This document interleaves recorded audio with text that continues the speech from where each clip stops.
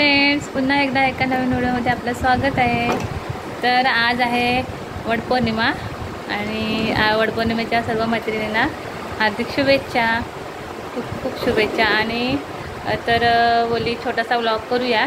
आज भरपूर गडबड असते, तुम्हाला सर्व मैत्रिणींना माहितीच आहे का। आज आपल्याला म्हणजे सर्व घरातलं आवरून आणि जायचं असल्यानंतर म्हणजे साडी वगैरे सर्व आपलं तयारी वगैरे करताना भरपूर गडबड होते सर्व सकाळी। तर मी काही गडबड नाही, म्हणजे आता सावकाशच गेली, 11 साडे 11ला आत्ताच जाऊन आले।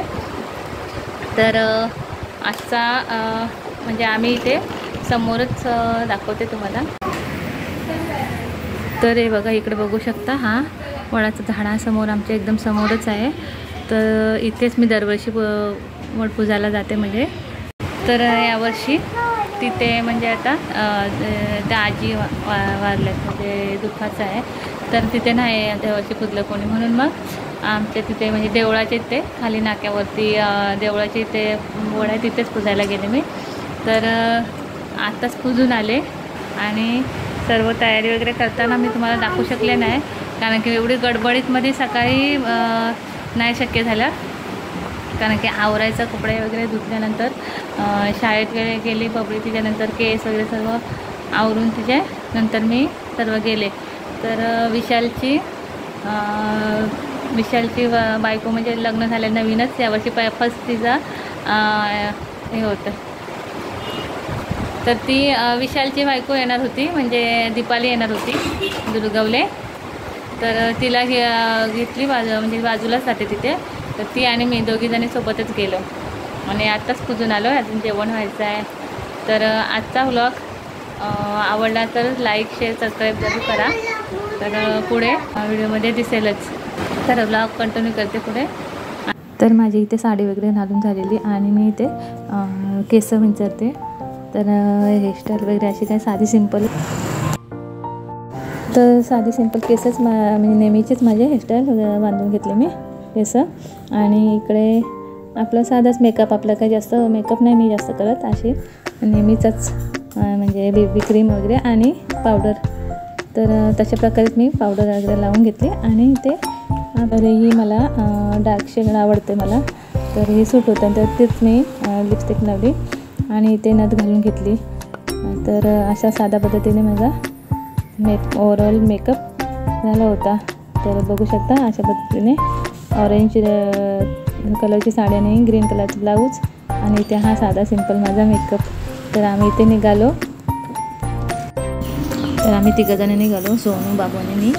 तर सोनू शूटिंग करत होते मागून आणि तिथे जाऊन तर तिकडे दीपाली येणार होती आणि मग आम्ही दोघी मिळून पूजाला जाणार होतो। तर सोनू त्याला घ्यायला गेली होती आणि तीसुद्धा आली इकडे।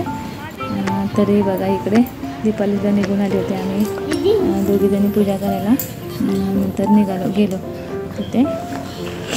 तर तिच्याजवळच आहे तिथे बाजूलाच विशालचं घर।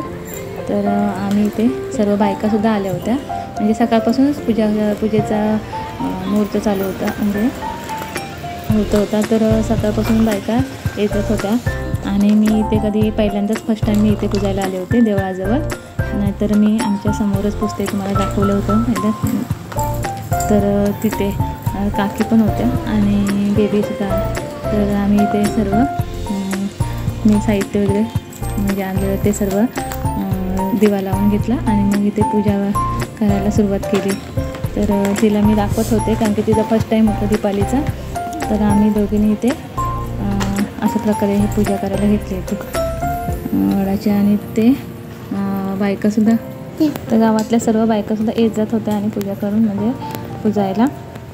तर तिथे सर्व गावातल्या इथे महिला येतात, कारण की हा मध्यभागी देवळाजवळ आहे, म्हणजे भरपूर बायका येतात तिथे पुजायला। तर इथे ब्राह्मण पण असतो, पण सकाळी असतात। तर आम्ही 12च्या टायमाला म्हणजे 11 ते 12 वाजेपर्यंत आम्ही गेलेलो।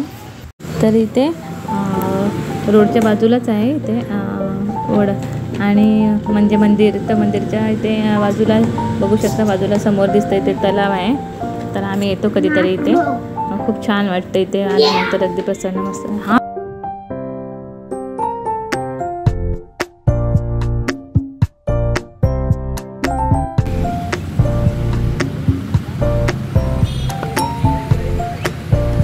तर सर्वजणी तिथं फेऱ्या मारत होत्या. तर आम्हीसुद्धा फेऱ्या मारायला सुरुवात केली आणि मग वाण वगैरे द्यायला तिथेच म्हणजे सगळ्या सोबत असल्यानंतर वाण वगैरे द्यायला बरं पडतं, कारण की घरी आल्यानंतर मग सगळ्या प्रत्येकाला जाऊन द्यायला लागतं. म्हणून 5 जणी तिथेच मिळतात आणि सर्वजण एकमेकीने तिथेच वाण देतात. तर आम्हीसुद्धा तसंच केलं. काकी पण होत्या आमच्या आणि आमच्या शेजारच्या मैत्रिणी वगैरे त्या पण होत्या. तर आम्ही तिथे सर्वांना वाण वगैरे दिला फेऱ्या झाल्यानंतर. तर इथे बघू शकता सर्व महिला फेऱ्या मारून वगैरे तिथेच वाण देत होत्या. आम्हाला भरपूर गर्दी मिळाली नव्हती म्हणजे होत्या महिला पण, तर बायका होत्या पण म्हणजे येत जात होत्या, एवढी गर्दी नव्हती. नाहीतर गर्दी असल्यानंतर फेऱ्या मारायला पण मिळत नाही. तर एवढ्या गर्दीमध्ये तर असं आम्हाला सावकाश अगदी फेऱ्या पण व्यवस्थित छान अगदी मारायला मिळाल्या. आणि तिथेच वाण वगैरे दिल्यानंतर आणि देवळातसुद्धा गेलेलो. मग देवाच्या इथे वाण वगैरे ठेवायला. तर इथे काकीनं पण वाण दिलं आणि ते बाकीच्या पण महिलांना सर्व वाण वगैरे दिलं.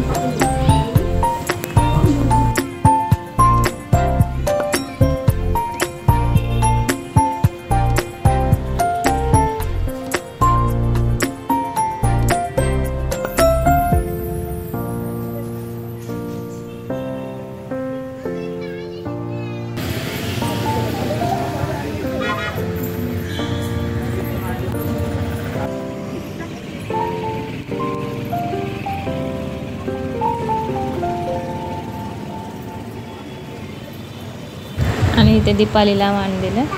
तर आम्ही हळदी कुंकू दोघींना लावून नंतर वाण दिलं एकमेकीला. आणि नंतर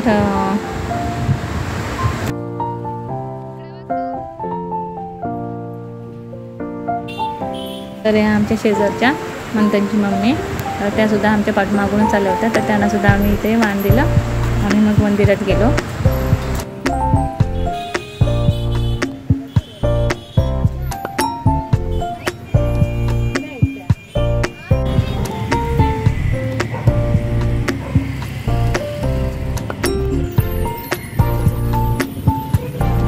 तरी त्या आज सोबत आमच्या सोनू होती म्हणून तिलाच शूट करायला सांगितलं होतं आणि ते आमच्यासोबतच सगळीकडे सर्व शूट करत होती.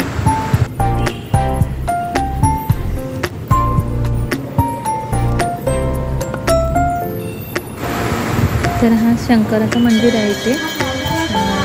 शंकराच्या मंदिराच्या बाहेरच तिथे.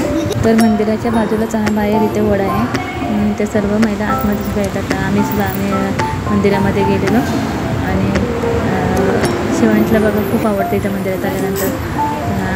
शंकराच्या मंदिराच्या बाजूलाच तिथे मारुतीचं मंदिरसुद्धा आहे छोटा. तर आम्ही तिथे दोन्ही पण मंदिरामध्ये असेच देवाच्या इथे वाण वगैरे ठेवला आणि गाभाऱ्याचा दरवाजा बंद होता.